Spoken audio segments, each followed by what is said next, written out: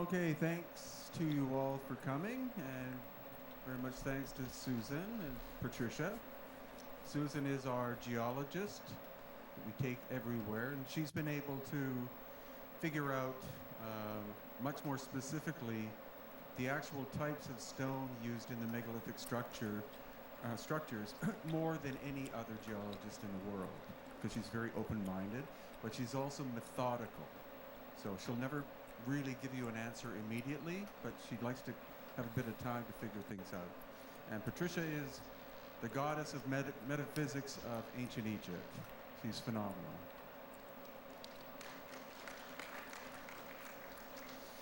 So today's topic is kind of weird, in a good way, but David Childress and I both got fascinated by the phenomenon of cranial deformation that happened all over the world by cultures that didn't know each other. And on average, that was 2,000 years ago, but up until the 20th century, and then much, much farther back in time.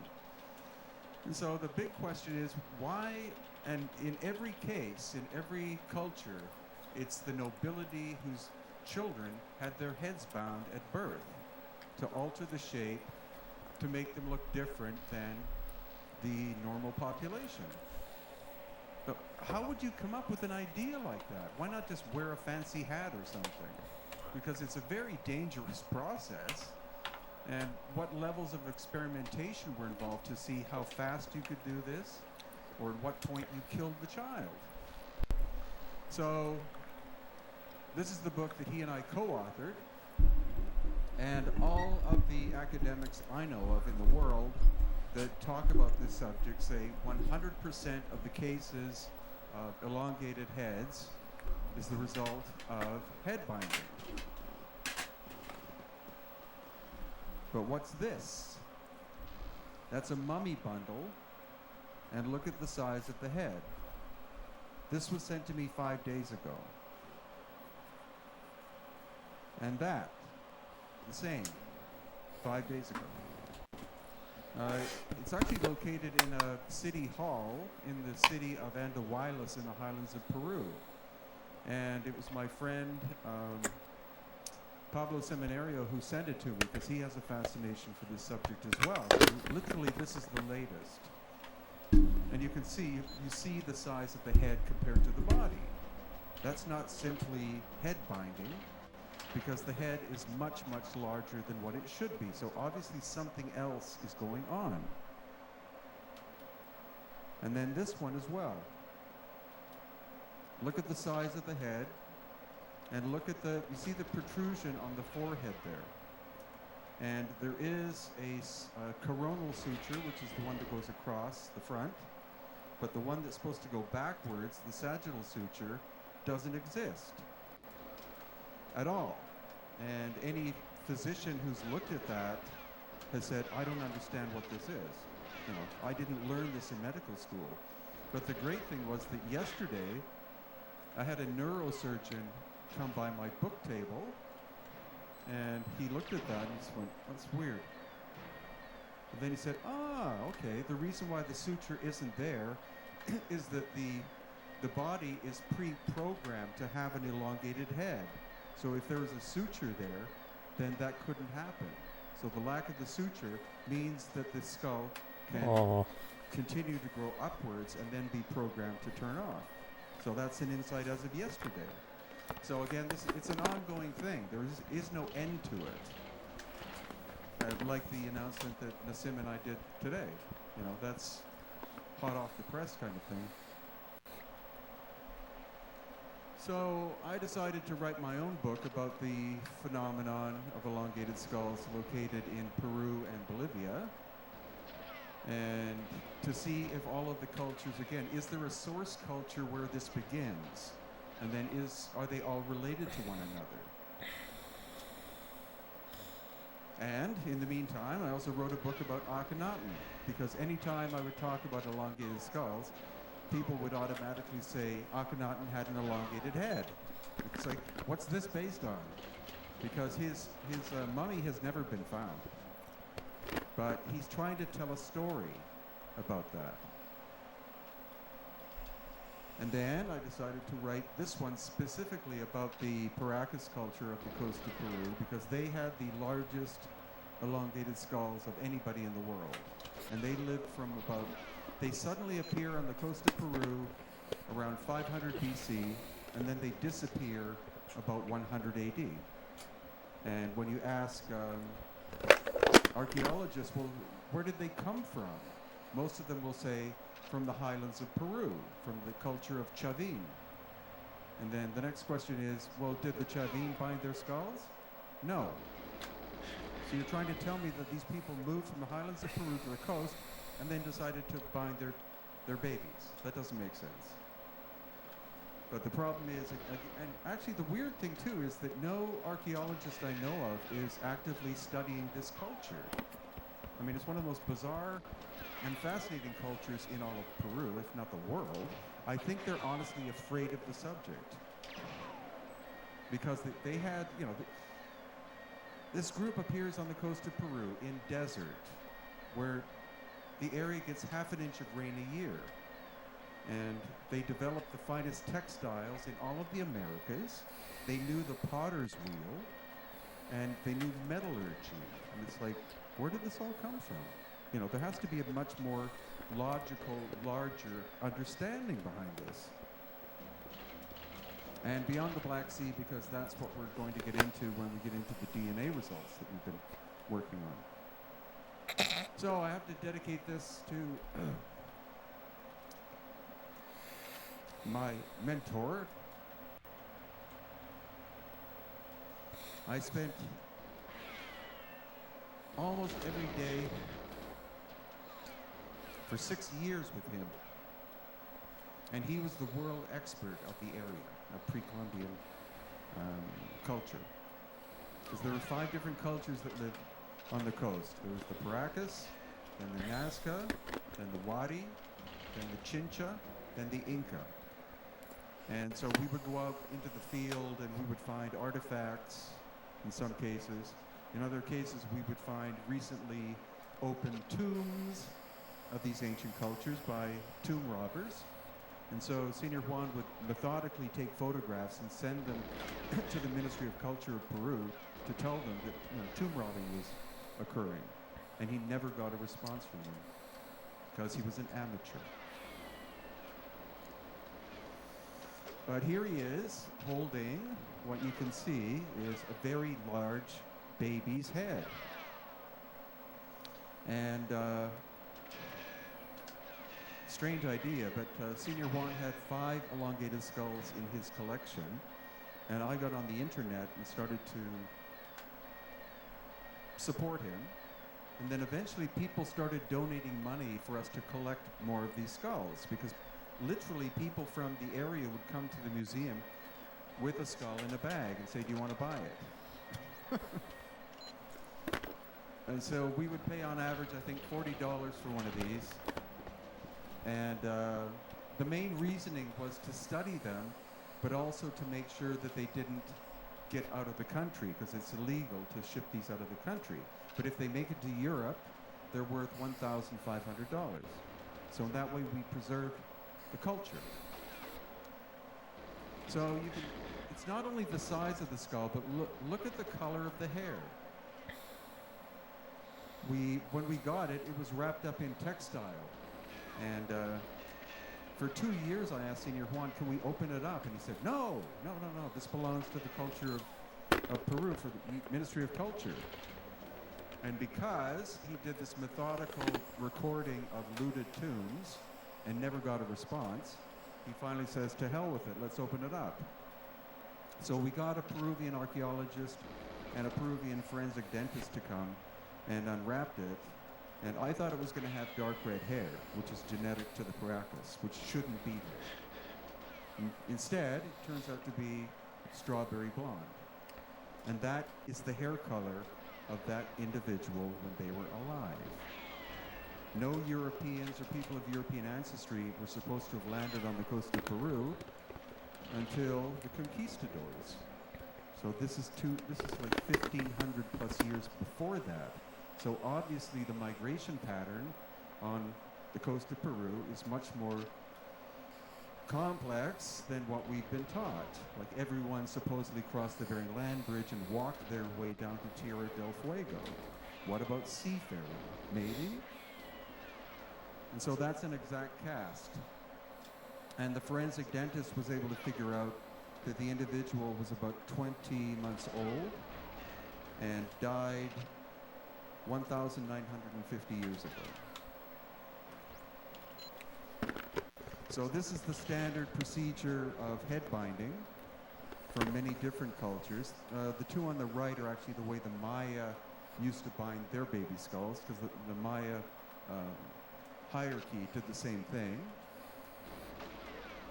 And the one on the left is more of the, I think, the Flathead Indians of the west coast of the United States. And these are examples.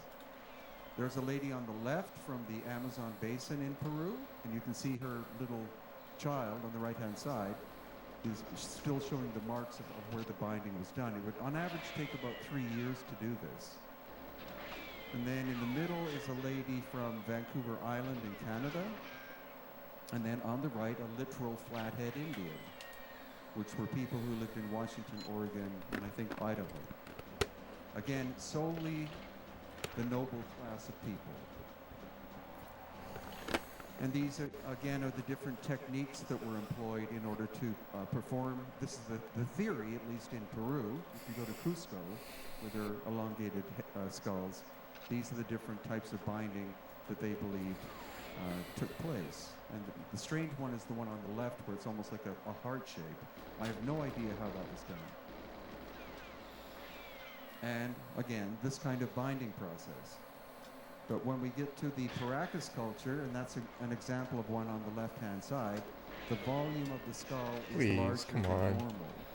And you can't, no matter what you do, you can't force the skull to increase its volume. It's pre-programmed to close. And so obviously that's some kind of anomaly that we're starting to see. And again, head binding has been found in many parts of the world. Melanesia, Attila the Hun, the mound builders, the megalithic builders, throughout different sites in west coast of Canada, west coast of the US, into Mexico, and of course the Andeans and the coast of Peru, and as well in parts of Africa. So in terms of Akhenaten, we know very well his bloodline. So he was born Amenhotep III, or fourth. His father was Amenhotep III. And what happened was, he was very, as many of you will know if you've read anything about Akhenaten, he was very rebellious. And he was immersed, because he was nobility, he was immersed in the secret schools of ancient Egypt. So he was given access to the entire history of Egypt, which goes much farther back than dynastic times. And so he decided, because his father, by the time his father was ruler, he was more or less a puppet of the nobility. What was called the Amen priesthood had taken the entire society over, and he had no real job. He would say, well, I want to make a pronouncement. It's like, no, don't worry, we'll do it for you. Just, have fun, you're the king. And so Akhenaten, when he saw this happening to his father, he decided when he became the ruler that he was going to change things. So the first thing he did, I think, is he changed his name to Akhenaten, which means the shadow of Aten, because he knew there was a time period way before when the time of Aten existed. That was the time of full consciousness. And then after that, it's a cycle of 5 different stages. The fourth stage, okay, actually, Patricia will help me with this. The first stage is, the first stage is, like there are 5 stages of the sun. The sun isn't called Ra. Ra is a stage of the sun. So the first stage is Keper, and that's the dung beetle, rolling the dung ball, symbolic of the sun being brought into the heavens. And then next we have Ra, which is the rebellious aspect. It's the 5 stages of the sun, the 5 stages of the human life, and the 5 stages of the great cycle. So Ra is the second stage. That is when it's being energized. Then we have Un, which is the third stage. Then the 4th stage is Aten, which is complete fulfillment. And this relates to levels of consciousness too. And then finally you have Amen, which is dusk and darkness. And that's symbolic in a lot of different ways. So the priesthood of Amen were the ones that ran the entire society. And Amen, from which we get Amen, is not thy will be done, it's let it remain hidden. So that's why you had to go to the priest in order to have an afterlife or have anything. They had total control. So he said, no, I'm taking us back to complete consciousness, Aten. So I am Akhenaten, I am the shadow. And of course, that's the way he's portrayed. Whether he looked that way, we don't know. But supposedly, when his sculptors wanted to represent him, he said, depict me as I am, compared to Ramses II, who said, make me look really big and strong and tough. So some people think he looks like a hermaphrodite, but whether he looked that way or not, we just don't know. But he may have suffered from what's called Marfan's syndrome, which is a disease which kind of contorts the way the skeleton and body develop. And that's the symbol of Aten. And Aten, he wasn't, a lot of people will say that he was the one that invented monotheism. He simply brought the concept back from the time of Aten. And the sun was not the god. The sun was the symbol of what the god represents, which is energy. Same thing with the Inca. The Inca didn't worship the sun. They knew the sun was a symbol of the creator. So quite a different meaning. And of course, the Amen priesthood left him alone for a while, but then they decided to basically wipe him off the map. They tried to erase the entire history of his existence. So defacing, being removed from king's lists, stuff like that. And he also moved his capital city from Thebes to a place called Amarna, or Akhetaten. And again, most archaeologists think that he found a virgin piece of territory to do this, but there was a logic behind it. We've been there to Akhetaten, and it's a megalithic site. So again, symbolically, he was bringing the culture back to the time of power, to the time of those who knew how to do incredible things. And that's what the city more or less looked like. And by the time the Amen priesthood took him and Nefertiti and the 6 daughters and murdered them all, then it turned into that. They tried to literally wipe his existence off the map. But these depictions, like there's Nefertiti wearing a crown that's a little bit big, and there's him, again, but the daughters are shown with bound heads, and they're elongated. So he's doing something symbolic here. And I think what he was doing, especially with the daughters, it's the busts of the daughters more than him. I think he was making a statement of, this is where I come from. Like, this is my genetic background. I go back to the time of the great ancient ones, and that's what they looked like. And anyway, you would have to have some kind of example to base this on. You know, inventing that shape would be difficult because anatomically it looks correct if you had an elongated head. And that is actually Tutankhamun. So you can see he did have an elongated head, a depression on the top of his head, and then his cerebellum in the back is distended. And you can go to the Valley of the Kings and see him to this day. But what the officials have done is they put a blanket underneath his head to hide the fact that his head looks different. But we have, you know, there are X-rays that were taken. You can always get around these guys when they try to cover something up. There's always a mistake. So, though the most The area of the world that has the most elongated skulls is Peru and Bolivia. And you can see from that example, photo I illegally took in the back of the Ica Museum, all sorts of different shapes and sizes. And they could represent different levels of the society in terms of binding of the skull. And also, curiously, if you look at this line, going this way, the diagonal line, going from Cajamarca down to Potosi, those are the locations of all of the megalithic sites in Peru and Bolivia. They're all in one line. And that's where you also, at every one of these ancient megalithic sites, you find elongated skulls. The other exception is over on the west coast here, Paracas and Cochabamba. So in South America, this is the oldest culture that probably did head binding, and they were called the Chinchorro. They lived on the coast of Chile about 6,000 years ago. But it's tough. I mean, that's very complex binding, so it is possible that there was a genetic component as well involved in it. Because to bind something and create that shape, you're altering the shape of the brain. And you could obviously also kill the child if you push it too far. Then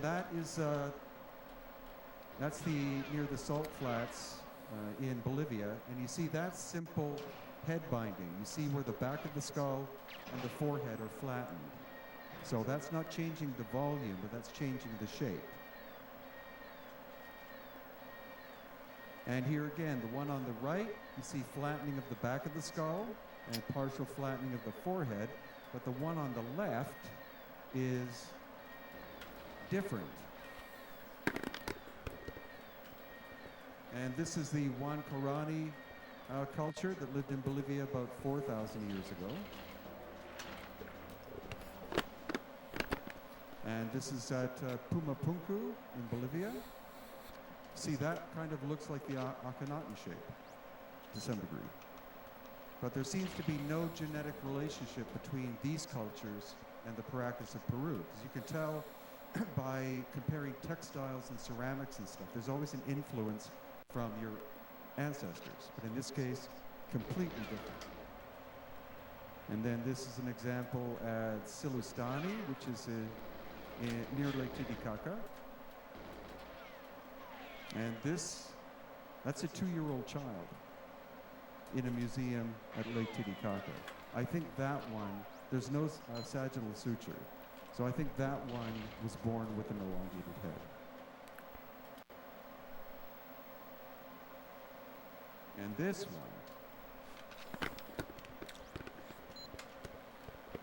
one is called Gyges.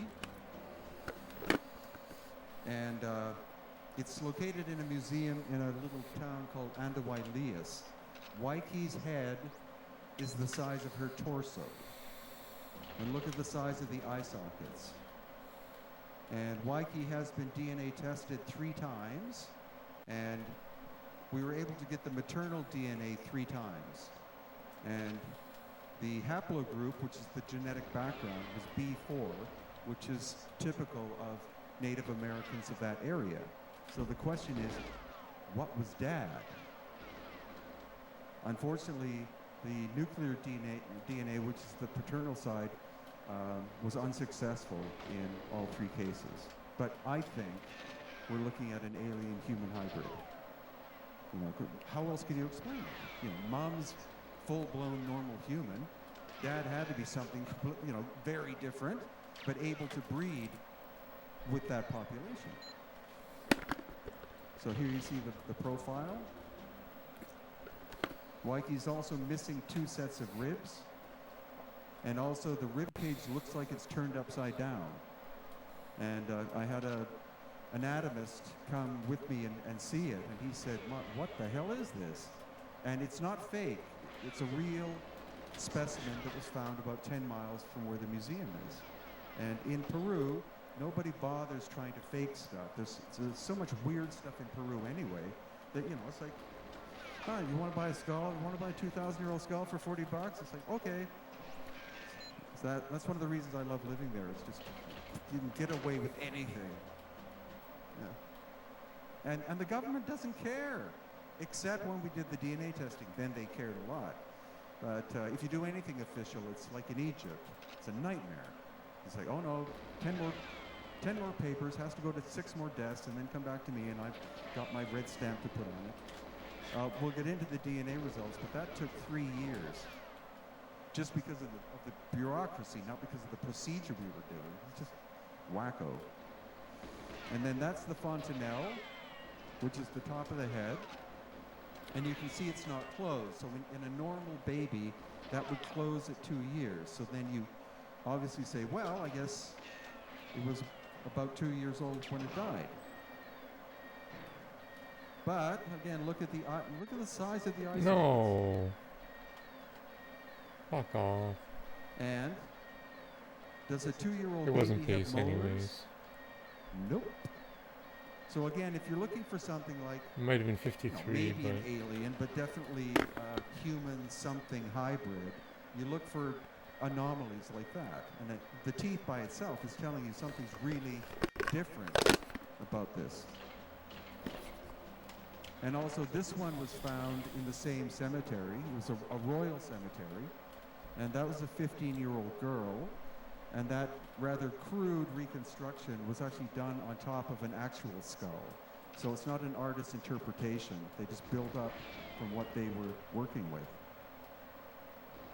And these are located in what's called the Coricancha in Cusco, which was the Inca Holy of Holies, dated at the 15th century, but they've never been carbon-14 tested. So this again is an archaeologist presuming that it's Inca and it's from that time period. But one of the odd things here is the one on the far left. You see there's a suture line coming down the forehead, which is not normal whatsoever. And this one, that's about a 1.5-year-old baby that was found in the Cusco area, quite possibly Inca, but look at the size and the shape of it. If you tried to bind to get that shape, you would kill the child. So there has to be a genetic component in it of an ancestry of having an elongated head. And this is in a quarry actually near Ollanta Tambo. Look at the one on the right-hand side. Look at the size of it in comparison to most of the others there. Absolutely massive. And this is another baby's head. One of the curious things we're going to keep seeing, again, is this protrusion in the forehead. And this one also, I think, is missing its sagittal suture going backwards. And then this is another collection in a town called Wadi. You see the one in the middle, and the one to the right behind it, and the one in front on the left-hand side, in comparison to the other ones. Like there's a major difference. And you also see a lot of ancient surgery that was like brain surgery that was going on.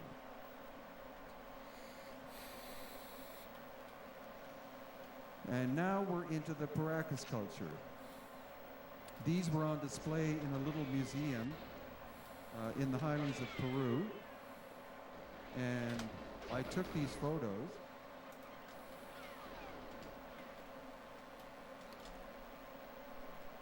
And put them on the internet. And they went completely viral. And then we went back there a couple of years later and they were taken off display. And I asked the curator, I said, why have you taken them off display? He said, well, we want to preserve them in boxes in the basement, you know, which is called cover-up. But anyway, I got to be able to film and photograph. And look at that. See, again, the head is almost the size of the torso. And I asked him what culture it was, and based on the textile style, he said Paracas. So that means the Paracas weren't simply on the coast of Peru, they were all the way up into the highlands as well. And that's a close-up of the head. That's not simple cranial head binding or deforming. You know, it's a very complex shaping. So I think that person was born with an elongated head. And these are the most classic ones. These are in the Ica Museum in Peru. And they've been called Nephilim and Anunnaki and God knows what. But they were found in one. Oh, come on, baby, this is it. Specific area of one This is the cemetery run. in the world where these are found, and that's half an hour's drive from my house. So you see just the sheer volume of them, and you see the word Chongos on the forehead. That's the name of the cemetery. Chicken note. So I went to the archaeologist and I said, have you done any excavations at Chongos? And they said, no, we haven't. You know, why wouldn't you want to? And the backstory is even better because I said, well, if you haven't done excavations, how did you get these skulls? And he said, well, this tomb robber came in and sold them to us. And then I said, oh, okay, well, did you hire him to take them to the exact location where they were found? And he said, no, he refused to do that. But if I wanted more, they could dig more up for them. So none of the archaeologists in Peru know where these are, but I do. Because I hired the tomb robber, and he took me. It's about a 20-acre area, that's it. There's no other place. So this is part of the collection that we have collected here. Almost all of them are examples of cranial deformation. And this is where Paracas is located. South of where you see it says Pisco. So it's the largest natural bay on the coast of Peru. Again, as I said, half an inch of rain a year. But these people were masters of agriculture. What they would do is they knew the water table was about 3 feet under the sand.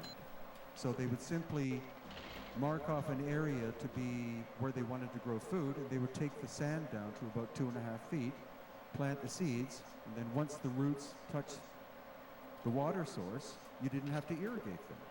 And that's also, we're going to see part of the secret of Nazca, because this is the Nazca area. And also, there's a plant that grows on the coast called totora, which is a reed. And from that, at Lake Titicaca, you can build boats. And this is one of the last of the great boat builders. But it's also located on the coast of Peru, in Paracas, and also cotton grows there, and has done for 8,000 years. So there you have the raw materials for building a boat, or a ship. And what we know, again, like it's through the artifacts. This is called spondula shell. It's only found on the coast of Ecuador. So how would it have gotten from Ecuador to Peru? One way would to be traded from one tribe to another all the way along. The other way would be to build a boat. The wind blows 80% of the time from the south to the north, 20% of the time it blows back south. So I think actually that the Paracas people were master navigators from a lineage, which we'll get into, and they simply would sail up the coast and bring things with them to trade, and they get the spondulus and gold and also emeralds and take them back down home, because we find those in the archaeological record in Paracas. And this is called the candelabro, or candelabro. It's on the side of a mountain. It's 500 feet tall, and it's part of the Nazca system. The Nazca system of geoglyphs and lines go from Paracas all the way to Nazca. That's 200 miles. So most people just know of the, the so-called Nazca lines, which there are about 30 of, like the hummingbird and the monkey and the, what else? Hummingbird, monkey, well, and spider, exactly. But in between Paracas, where this is, and Nazca is an area called Palpa, and that's where the flat mountains are. And there are 1,600 of these geoglyphs there, much smaller, but very bizarre. Like they're anthropomorphic. There are left-hand turn signals. It's just like the whole landscape is these things. And though this And those were created by the Paracas culture before the Nazca arrived. The Nazca arrived around the time of Christ, and it wasn't a happy experience.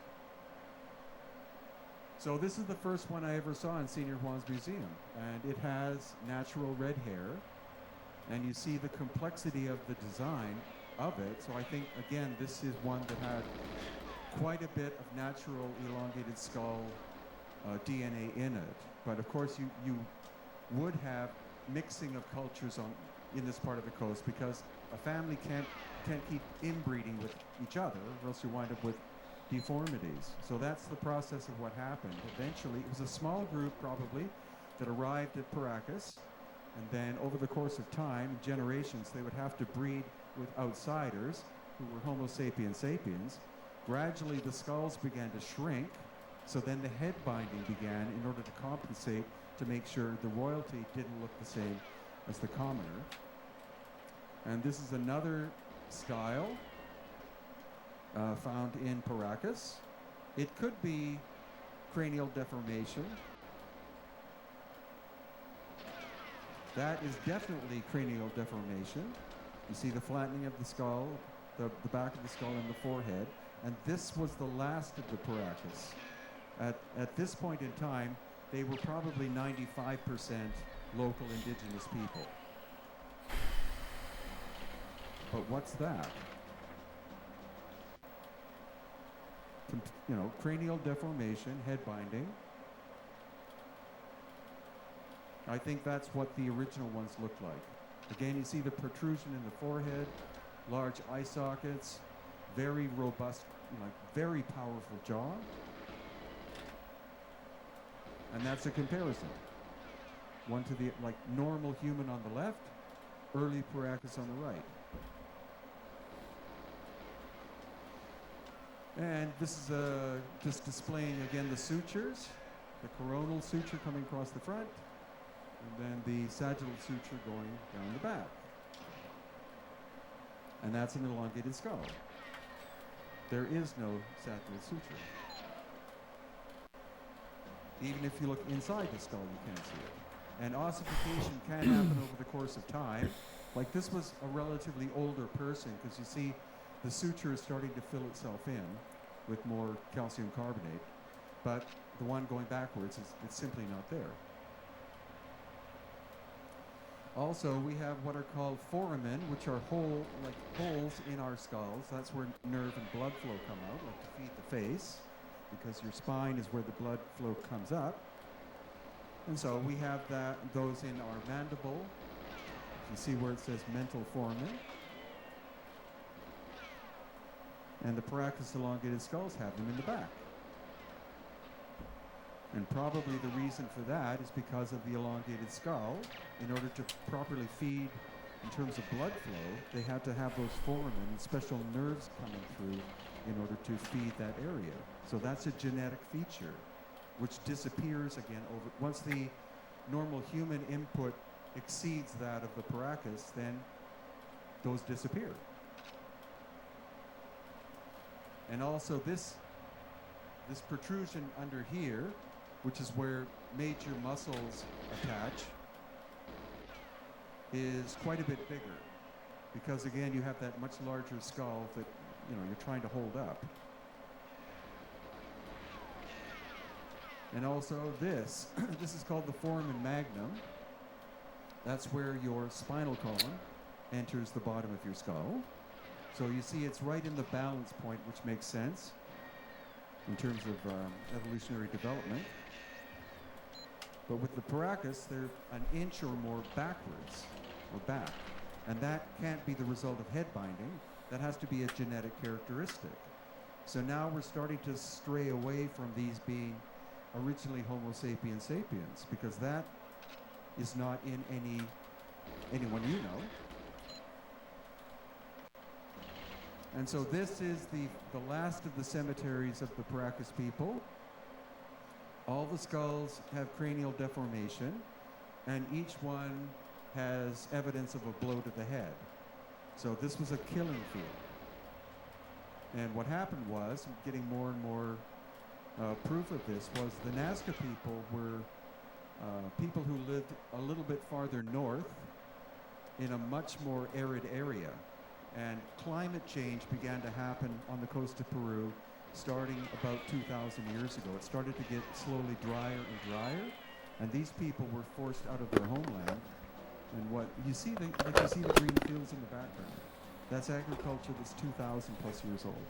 Again, they lowered the elevation to get to the water table. So the Nazca took over, and they slaughtered the nobility of the Paracas, which happens, like lots of places, like the Romanov family in Russia. It's like, we're not going to put you in jail, we're just eradicate you. And then the Nazca take over the area. And the mystery of the Nazca disappearing about 500 AD is not because the spaceships came down and picked them up, it's because they didn't know how to farm very well. And as the area became more and more desert-like, they had to evacuate and go to the highlands of Peru, where there's lots of water. But some of the Paracas were able to escape. They weren't all in one area, and they became the root base of the Inca people, because the Inca performed cranial deformation of their children as well, until the Spanish government twice forced them to stop. So that's the famous astronaut. And the astronaut is actually three-dimensional. So that was created by the Paracas people. All of the enigmatic ones were done by the Paracas. The things like the spider's kind of obvious, but that one was made by the Paracas, and that is in Nazca. So that means the Paracas were all the way down into Nazca. So they must have developed a pretty big population over the course of time. And then this is in the Palpa area, and you see how playful the designs are. And again, they're three-dimensional. They're not just a scoop in the ground like the Nazca ones. These are much more complicated. And they had a ceremonial city called Cahuachi.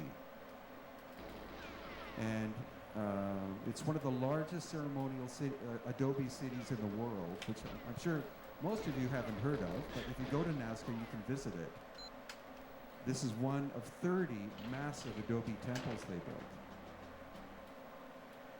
And found there during the excavations during the Nazca time, because the Nazca, of course, took over the ceremonial city, is they found the elongated skulls used as trophy heads.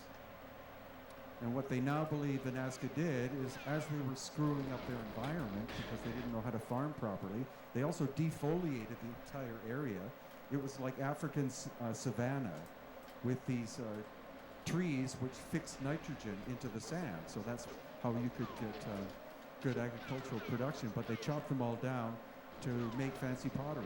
So they wiped themselves out. And what's believed now is that they dug up the ancient Paracas skulls and they used them for divination purposes, praying that they would bring the knowledge of agriculture and rain back.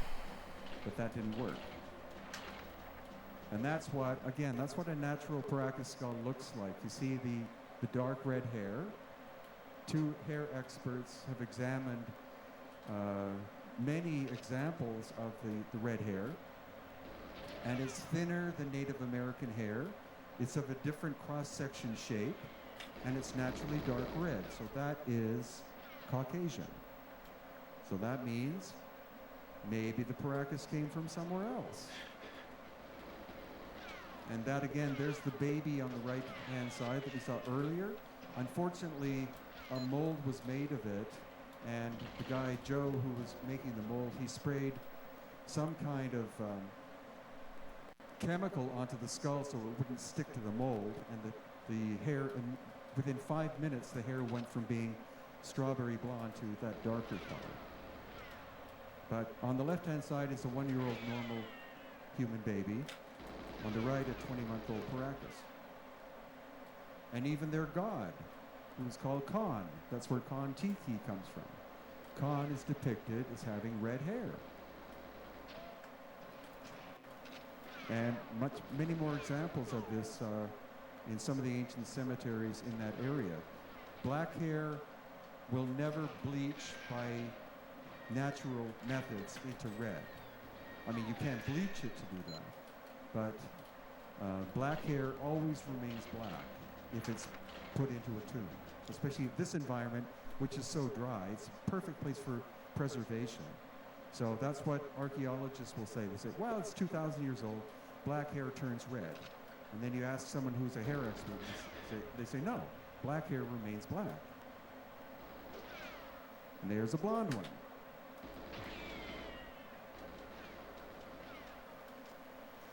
So in terms of standard academia, there were basically 4 maternal bloodlines Come on. that Please. that wound up Come on. populating South America, say around 12,000 years ago, or more or less. That's being debated, but more or less you had A, B, Oh C, my and B. God. And B is the dominant one in Peru and Bolivia.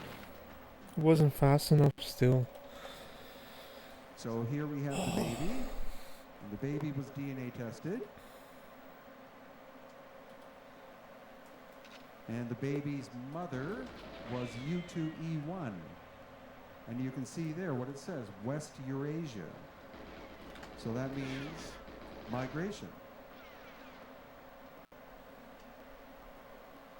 And then this one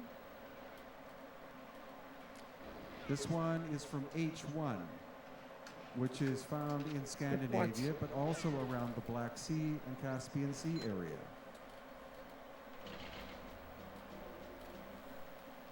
And there's the baby when it was still wrapped up on the right. And so the one on the left, H2A. And you can see once again the epicenter more or less is the Black Sea and the Caspian Sea. So we're getting a pattern going here because we had 18 skulls tested, only 2 turned out to be Native American, and all the rest are what you're going to see here. And even 4 wound up being unknown. So that was quite curious, because what the DNA test does, every ethnicity in the world that exists has been DNA mapped. And that's what the program does. It simply takes the DNA that it's looking at and compares it to all the others and says, it's part this, it's part that, it's predominantly this. But in 2 or 3 cases, it said, I don't know what it is. So that suggests something exotic is going on. And then here you see, after we finally have done 22 skulls testing, the majority are, actually the 2 latest ones that we did are haplogroup R, which you can see is around the Black Sea and Caspian Sea, and also K, and U shoots off from the root of R, and J does as well. So those are the predominant ones that we've been finding. And so, I mean, it may sound like a stretch that these people migrated, but we have to entertain the idea because that's where the genetics seems to be coming from. So here you have the Black Sea area, and if you were, say you were under attack from someone who was trying to take over your land, how would you escape? The easiest way to do that is by sea, obviously, rather than running.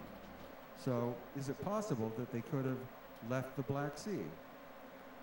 And if we look at the pattern there, and you see where the Bosporus Strait is, that could be an exit point into the Mediterranean. Wow, the mouth of the And Danube from the Black Sea, which is into the top Black right, Sea. I never into knew the that. Mediterranean. If you follow, Crazy. again, the predominant currents, that takes you on the bottom right, very close to the Red Sea in the Persian Gulf. I thought the Danube And then ran from into the there, Mediterranean. if you're able to get into the Red Sea, then during summertime, the currents will push you out of the Red Sea. In the wintertime, push you back in, or back and forth. And then if you're able to leave the Red Sea, then the counter-equatorial current will start to pull you eastward. And then from there, the equatorial countercurrent would take you off the coast of Ecuador. And if you're able to do that, then you wait until the 20% of the time that the wind blows south, and that takes you to Paracas, Paracas Bay. So, if we look at the Black Sea, these are examples of elongated skulls that have been found there.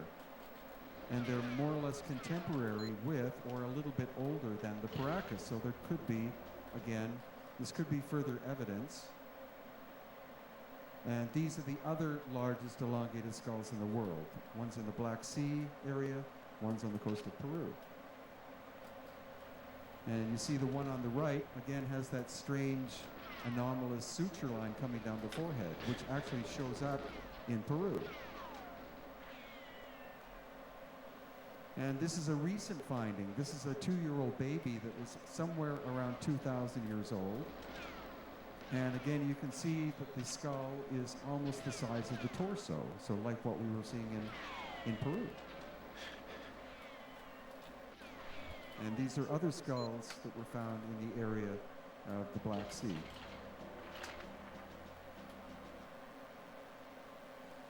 And this is a recent find from about 6 months ago.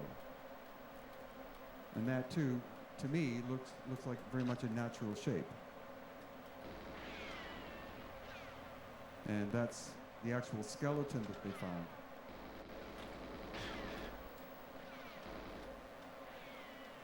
And more. And also actually into Bulgaria as well. Oh, come on. So that's the area I think is the possible source of these people, the Crimea.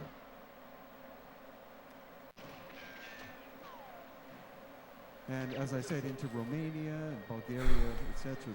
So there may have been migration into other areas as well, and then interbreeding with normal people over the course of generations results in the natural features disappearing.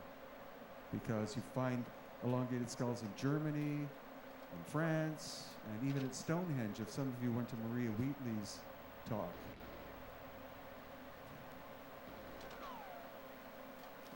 And this is also where cranial deformation and elongated skulls have been found throughout Europe. And the most concentrated area is, you can see, right in between the Black Sea and the Caspian Sea.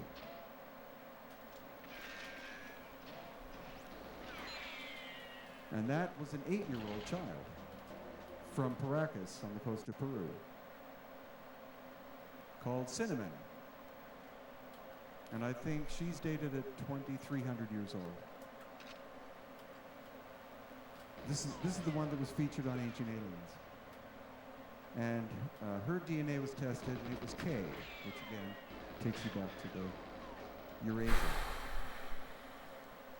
So again, this is the standard idea of how cranial head binding was done, the flattening. I think I'm going to take a break But here. look at the difference. There's Like sign off. cranial deformation on the left and a Paracas Right. on the right. Try again later. I need to So- vacuum So the question is, what is the, the again, house. this is a very long process we're working on, and it's going and going. It'll keep going. Merry Christmas to So we're everyone. collecting more data as we go, but whether they were, a subspecies, they probably were a subspecies that got wiped out. So they were probably Homo sapiens paracus. Because if you're a subspecies, it means you can interbreed with another subspecies. But a species can't breed with another species. There's too much genetic difference. But if they turn out to be Homo sapiens paracus,